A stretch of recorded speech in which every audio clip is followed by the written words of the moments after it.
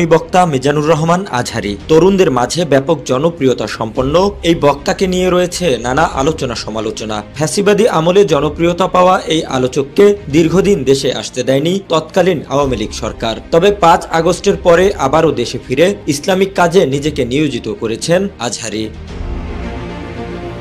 দীর্ঘদিন ধরেই আজহারীকে নিয়ে গুঞ্জন ছিল জামায়াতে ইসলামীর হয়ে নির্বাচনে লড়বেন। নানা কল্পনা জল্পনার অবসান ঘটিয়ে সত্যতায় রূপ নিয়েছিল সেই গুঞ্জন। আসন্ন ত্রয়োদশ জাতীয় নির্বাচনে যাত্রাবাড়ী ও ডেমরা থানা নিয়ে গঠিত ঢাকা ৫ আসনের জন্য দল থেকে মনোনয়ন দেওয়া হয়েছে তাকে। তবে জামায়াতের মনোনয়ন দেয়া হলেও নির্বাচনে লড়বেন না আজহারী। ১৯ নভেম্বর বাংলাদেশ জামায়াতে ইসলামীর আমির ডাক্তার শফিকুর রহমান আনুষ্ঠানিকভাবে আজহারীর নাম ঘোষণা করেন। তবে দলের সূত্রে মনোনয়ন পেয়েও নির্বাচনে লড়বেন না আজহারী। জীবন অবাক না করলে কে করবে? ২৮% মিল্ক ফ্যাটের অবাক করার সাথে ফ্রেশ মিল্ক পাউডার। জীবন অবাক করুক প্রতিদিন।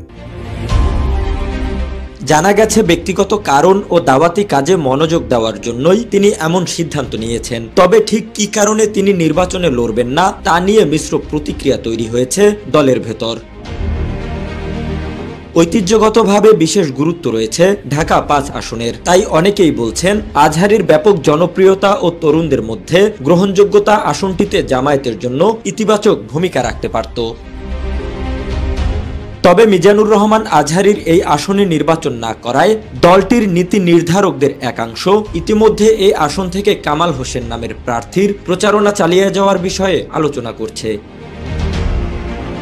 জহিরুল ইসলাম, যায় দিন।